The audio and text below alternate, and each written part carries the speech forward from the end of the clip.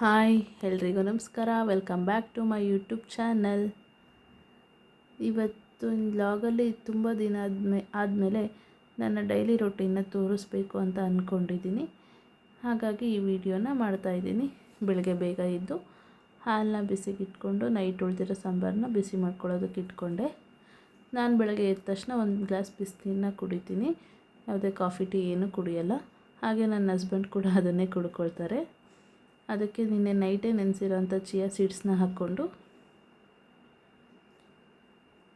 ಒಂದು ಅರ್ಧ ಹೋಳು ನಿಂಬೆಹಣ್ಣನ್ನು 2 ಗ್ಲಾಸಿಗೆ ಹಾಕ್ಕೊಂಡು ಬೆಳಗ್ಗೆ ಎದ್ದು ಕುಡಿತೀವಿ. ಈ ಕುಡಿಯೋದ್ರಿಂದ ಬಾಡಿ ಕೂಲಾಗಿರುತ್ತೆ, ಚೆನ್ನಾಗಿರುತ್ತೆ ಅಂತ.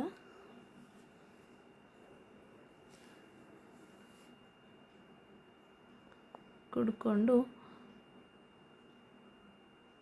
ಪಾಪುಗೂ ಹಾಲು ಕಾಯಿಸ್ಬೇಕಲ್ವ, ಅವನು ಹಾಲು ಕುಡಿತಾನೆ. ಬೆಳಗ್ಗೆ ಎದ್ದ ತಕ್ಷಣ ಅವನಿಗೂ ಒಂದು ಲೋಟ ಹಾಲು ಕಾಯಿಸಿ ಹಾರಿಸ್ಬೇಕು.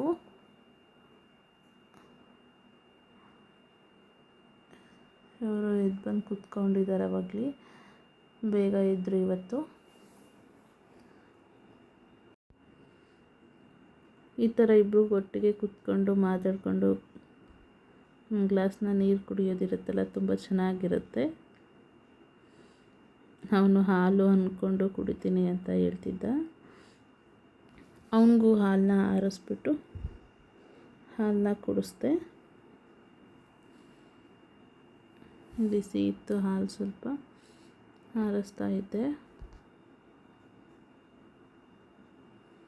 ಅವನು ಕೆಲವೊಂದು ಸತಿ ಹಾಲು ಕುಡಿತಾನೆ ಅಷ್ಟೇ, ಇನ್ನು ಕೆಲವೊಂದು ಸತಿ ಕುಡಿಯೋದೇ ಇಲ್ಲ.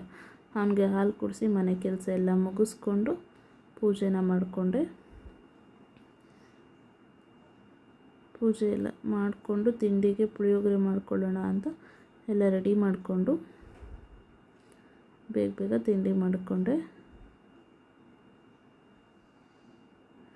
ಕಡೆ ತಿಂಡಿ ಕೂಡ ಆಯಿತು. ಪಾಪುಗೆ ಮತ್ತು ನನ್ನ ಹಸ್ಬೆಂಡ್ಗೆ ತಿನ್ನಿಸ್ಬಿಟ್ಟು ನಾನು ತಿಂಡಿ ತಿಂದ್ಕೊಂಡು ನೆಕ್ಸ್ಟ್ ಏನೇನಿದೆ ಕೆಲಸ ಅಂತ ನೋಡ್ಕೊಳ್ಳೋದು. ತುಂಬ ದಿನ ಆಗಿತ್ತು ಎಲ್ಲೋ ಹೊರ್ಗಡೆ ಹೋಗ್ತೇನೆ ಮಗುನ ಕರ್ಕೊಂಡು. ಹಾಗಾಗಿ ಇವತ್ತು ಹೋಗೋಣ ಅಂತ ಹೊರಟ್ವಿ. ಈಗ ದಸರಾ ಟೈಮ್ ಅಲ್ವಾ, ಆನೆಗಳನ್ನ ವಾಕಿಂಗ್ ಮಾಡಿಸ್ತಾ ಇರ್ತಾರೆ. ಆನೆಗಳನ್ನ ನೋಡ್ಕೊಂಬರೋಣ ಅಂತ ಹೋದ್ವಿ. ತುಂಬ ರಶ್ ಇತ್ತು, ತುಂಬ ಕಾಯಬೇಕಾಗಿತ್ತು. 5:30ಗೆ ಆನೆ ಬರೋದು ಅಂತ ಇತ್ತು. ಹಾಗಾಗಿ ಬೇಗ ಹೊರಟ್ವಿ. ಆನೆ ಬರೋದಕ್ಕಿಂತ ಮುಂಚೆ ಈ ದೇವಸ್ಥಾನಕ್ಕೆ ಹೋಗೋಣ ಅಂತ ಹೋದ್ವಿ. ಈ ದೇವಸ್ಥಾನನೂ ಕೂಡ ತುಂಬ ರಶ್ ಇತ್ತು. ಇಷ್ಟೊಂದು ಜನ ಆನೆ ಬರುತ್ತೆ ಅಂತ ಕಾಯ್ತಿದ್ರು. ಬಟ್ ಏನು ಗೊತ್ತಾ, ಆನೆ ಬರಲೇ ಇಲ್ಲ ಅವತ್ತಿನ ದಿನ. ಯಾಕಂದರೆ ಬೆಳಗ್ಗೆನೇ ಅದು ಬನ್ನಿ ಮಂಟಪವರೆಗೂ ವಾಕ್ ಮಾಡಿತ್ತು ಅಂತ. ಸಂಜೆ ಮಾಡಿಸೋ ಆಗಿಲ್ಲ, ರೆಸ್ಟು ಅಂತ ಹೇಳ್ಬಿಟ್ಟು ಕರ್ಕೊಂಡೇ ಬರಲಿಲ್ಲ. ಇನ್ನೇನು ಅಂತ ಅಲ್ಲೇ ಎಲ್ಲಾದರೂ ನೋಡಿಕೊಂಡು ಪಾಪುಗೆ ಏನಾದರೂ ತೊಗೊಂಡು ಆಟಾಡಿಸ್ಕೊಂಡು ಮನೆಗೆ ಬಂದು ಅವ್ನಿಗೆ ಸ್ವಲ್ಪ ಏನಾದರೂ ತಿನ್ನಿಸಿ ಕೂರಿಸಿದ್ವಿ. ಆವತ್ತಿನ ದಿನ ನಮ್ಮ ಏರಿಯಾದಲ್ಲಿ ಗಣಪತಿ ವಿಸರ್ಜನೆ ಇತ್ತು.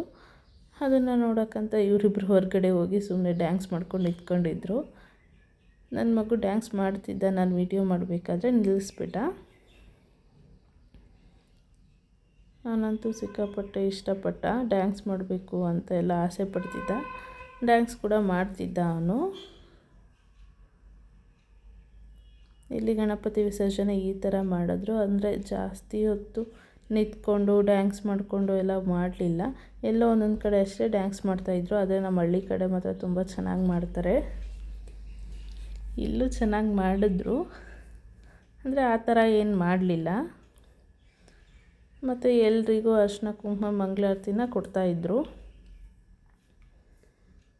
ಚೆನ್ನಾಗಿತ್ತು, ಡೆಕೋರೇಷನ್ಸ್ ಎಲ್ಲ ಚೆನ್ನಾಗಿ ಮಾಡಿದರು. ಇಲ್ಲಿ ಎಲ್ಲರೂ ಬಾಗಿಲಿಗೆಲ್ಲ ನೀರು ಹಾಕಿ, ರೋಡಿಗೆಲ್ಲ ನೀರು ಹಾಕಿ ರಂಗೋಲಿನ ಹಾಕ್ತಾರೆ. ನಾವು ಹಂಗೆ ಮಾಡಿದ್ವಿ. ಪಲಾವ್ ಕೊಟ್ಟಿದ್ದರು ಪ್ರಸಾದಕ್ಕೆ, ಪಲಾವು ಮತ್ತು ಕೇಸರಿ ಬಾತು ಚೆನ್ನಾಗಿತ್ತು. ಪ್ರಸಾದ ಕೂಡ ಇಲ್ಲಿ ಕುಂಕುಮ ಮತ್ತು ಮಂಗಳಾರತಿನ ಇಸ್ಕೊಂಡು ಗಣಪತಿಗೆ ಪೂಜೆ ಮಾಡಿಸೋಣ ಅಂತ ಕಾಯ್ತಾ ಇದ್ವಿ.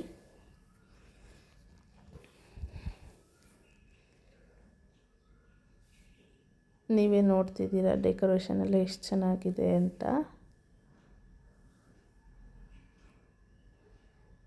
ಚೆನ್ನಾಗಿತ್ತು ಗಣಪತಿ. ಈ ಗಣಪತಿ ಹಬ್ಬ ಅಂದ್ರೇ ಖುಷಿ. ಗಣಪತಿ ಬರ್ತಿರಬೇಕಾದ್ರೆ ಹೋಗ್ತಿರ್ಬೇಕಾದ್ರೆ ಬೇಜಾರು. ಇದು ನೆಕ್ಸ್ಟ್ ಡೇ.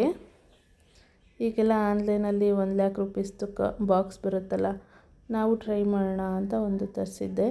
ಅದು ಕೂಡ ಬಂದಿತ್ತು. ಪಾಪು ಕೈಯಲ್ಲೇ ಫಸ್ಟ್ ಹಾಕ್ಸೋಣ ಅಂತ ಹಾಕಿಸ್ತಾ ಇದ್ದೆ. ಅವನು ಕೂಡ ಹಾಕ್ತಾ. ನೋಡೋಣ ಇದು ಯಾವಾಗ ತುಂಬುತ್ತೆ, 1,00,000 ಆಗುತ್ತೆ ಅಂತ. ಆದಷ್ಟು ಬೇಗ ಆಗಲಿ ಅಂತ ನಾನು ಅಂದ್ಕೊಳ್ತೀನಿ. Thank you for watching. ಇನ್ನೂ ಹೆಚ್ಚಿನ ವೀಡಿಯೋಸ್ಗಾಗಿ ನನ್ನ ಚಾನಲ್ನ ಸಬ್ಸ್ಕ್ರೈಬ್ ಮಾಡ್ಕೊಳ್ಳಿ. ಪ್ಲೀಸ್ ಲೈಕ್ ಮಾಡಿ.